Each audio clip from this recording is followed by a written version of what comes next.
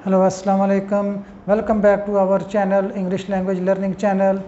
आज हम इंशाअल्लाह ताला फ्यूचर कंटिन्यूस या फ्यूचर प्रोग्रेसिव टेंस के मतलब सीखेंगे इंशाअल्लाह। Let us start please.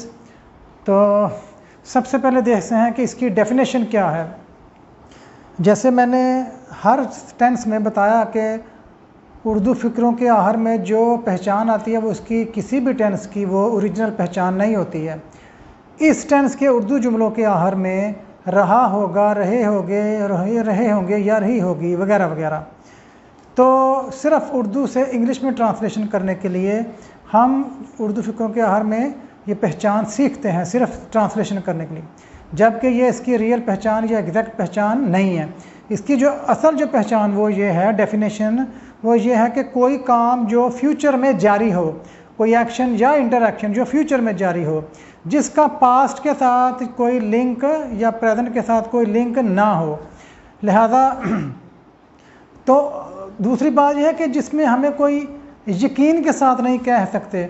जैसे कल हम लाहौर जा रहे होंगे, कल हम इस वक्त खाना खा रहे होंगे, हम यकीन से नहीं कह सकते कि कल या परसों या नेक्स्ट डे या नेक्स्ट वीक कोई काम जो कर रहे होंगे यकीनी तौर पर एक्शन जो ऐसा ही होगा।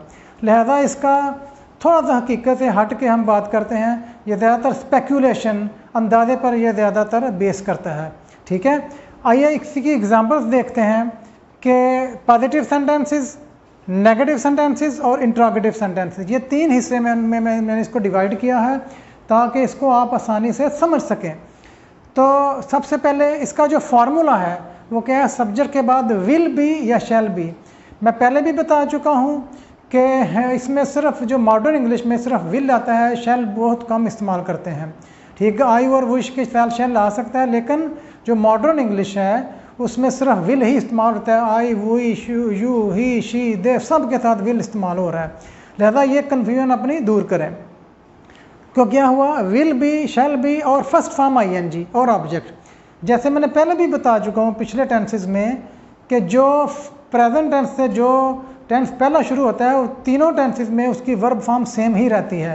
लिहाजा इसकी आईएनजी वाली फॉर्म है, विल के साथ बी और आईएनजी इस्तेमाल होगा, विल बी, शैल बी और ING. Let us see the examples please. आइए देखते हैं एग्जांपल से। For example, I will be going to Sialkot tomorrow this time, यानी कल इस वक्त, ये अभी जो टाइम है इस वक्त मैं सियालकोट जा रहा होगा या जा रही होंगी, इस वक्त कोई भी टाइम है। तो ये आपका ज़्यादा स्पेकुलेशन जो है, आपका अंदाज़ा या आप कैफ़ा लगाते हैं उस पर बेस्ड इसकी बुनियाद है। यकीनी तौर पर आप शायद आपकी जो प्लानिंग है उसमें चेंज भी आ जाए, लेकिन इसका जो है ना हकीकत के साथ थोड़ा तल्लक कम ही है। तो दूसरा है व्हेन वी विल। एक और चीज़ इसमें आती है कि इस टेंस में दो टेंसेस इस्तेमाल होते हैं बाज़ औक़ात, एक फ्यूचर इंडेफिनेट और दूसरा फ्यूचर कंटिन्यूस। जैसे मैंने आपको पहले बताया कि जैसे पास्ट कंटिन्यूस टेंस में भी दो टेंसेस इस्तेमाल होते हैं, जैसे हम पिछले टेंस में सीख चुके हैं। रहा था, रहे थे, और जब वह वहाँ पहुँचा तो वह खाना खा रहे थे, दो टेंसेस हो गए।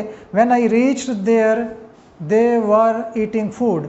इसी तरह फ्यूचर कंटिन्यूस में भी दो टेंसेस आते हैं जो फ्यूचर में ही हैं। एक फ्यूचर सिंपल है, जब हम वहाँ जाएंगे तो वो खेल रहे होंगे। एक पहला जो है, जब हम वहाँ जाएंगे, when we will reach there they will be eating food. ठीक है, या when we reach there they will be eating food. तो लिहाजा एक को हम क्या करते हैं कि एक को प्रेजेंट में ले आते हैं, दूसरे को फ्यूचर कंटिन्यूस में ही रखते हैं। अभी एग्जांपल से हम देखते हैं, when we will reach there they will be eating food. जब हम वहाँ पहुँचेंगे तो वो खाना खा रहे होंगे। हम इसको इस तरह भी कह सकते हैं, जब हम वहाँ पहुँचेंगे, when we reach there they will be eating food. हम विल का इस्तेमाल ना करें या कर लें कोई बात नहीं। ठीक है, इस तरह फ्यूचर इंडेफिनेट है, एक फ्यूचर कंटिन्यूस है। जो फ्यूचर इंडेफिनेट है उसको हम प्रेजेंट सिंपल में ले आते हैं, या फ्यूचर में ही रहने दें फिर भी चल सकता है, कोई बात नहीं। ठीक है, अच्छा जी आगे है, मैं उम्मीद करता हूँ कि we will be living in Karachi next year. मैं उम्मीद करता हूँ, ये उम्मीद करती हूँ कि अगले साल हम कराची में रह रहे होंगे, कोई यकीनी तौर पर नहीं कह सकते, ठीक है। एडवर्ब हम लगा सकते हैं surely, definitely next year we will be living in Karachi या स्टेइंग इन कराची, ओके। अच्छा जी, ये तो एग्जांपल होगी पॉजिटिव सेंटेंस। आगे नेगेटिव सेंटेंसेस, उसमें क्या होता है, विल नॉट बी। अगर हमने इकट्ठा करना है इसको तो फिर इस तरह होगा वोंट बी। जैसे हम is not, are not, aren't, isn't, was not, wasn't, were not, weren't, इसी तरह विल नॉट को हम वोंट कर लेंगे, फिर वोंट बी, WONT। ये जैसे मैंने लिखा है ना, my family won't be going to station this time, ठीक है। नेक्स्ट टुमारो, मेरी फैमिली जो है वो इस वक्त कल स्टेशन पर नहीं जा रही होगी, ठीक है। आई होप, मुझे उम्मीद है, I won't be living in this city next year, मुझे उम्मीद है कि अगले साल मैं इस शहर में नहीं रह रहूँगा, ठीक है। I hope, I won't be या आई विल नॉट बी, ठीक है। शॉर्ट करके लिखेंगे तो फिर एक वर्ड बन जाएगा। इसी तरह आई थिंक, मेरा ख्याल है, they won't be sleeping now, इस वक्त वो नहीं सो रहे होंगे, they won't be sleeping now या दिस टाइम या एट दिस मोमेंट, ठीक है, फ्यूचर में है। ये टेंस बड़ा आसान है, इसको समझना, किसी कन्फ्यूजन का शिकार हो, ये बस विल बी, शैल बी और ING।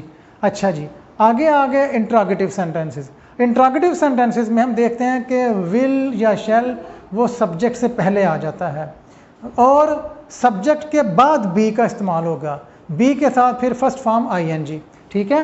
मसलन will the train be leaving for Karachi when we will reach the station, जब हम स्टेशन पर पहुंचेंगे तो क्या कराची के लिए ट्रेन रवाना हो रही होगी, ठीक है।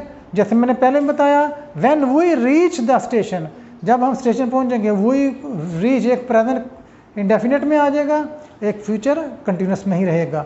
हम अगर विल लगा लें तो कोई बात नहीं, ठीक है।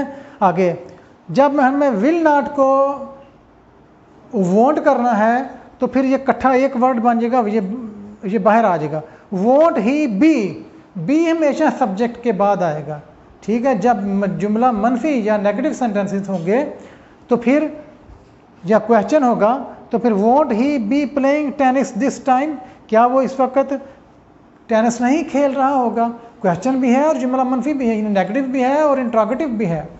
उसके बाद what will you be doing this time next week या टुमारो या टुडे या टुमारो, इस वक्त तुम कल क्या कर रहे होंगे, या नेक्स्ट वीक या नेक्स्ट मंथ, ठीक है। लिहाजा WH वर्ड्स भी आ गए और क्वेश्चन जो है अपने जो हेल्पिंग वर्ब वाले क्वेश्चन हैं वो भी आ गए, WH वर्ड्स वाले क्वेश्चन भी आ गए। तो मेरा ख्याल है इसको आप अच्छी तरह समझ चुके होंगे, ठीक है। यह है पॉजिटिव सेंटेंस, नेगेटिव सेंटेंस और इंट्रोगेटिव सेंटेंस। तो हमेशा इसका फार्मूला याद रखना है, जब भी आप रीडिंग करें तो इसके फार्मूले को याद रखना है, आपको खुद बहुत समझ आ जाएगी कि ये किस टेंस से रिलेट करता है, ये किस टेंस से ताल्लुक़ रखता है, ठीक है जी। आज का हमारा जो सेशन ख़त्म हुआ, आज का फ्यूचर कंटिन्यूस टेंस या फ्यूचर प्रोग्रेसिव टेंस ख़त्म हुआ। Thank you very much.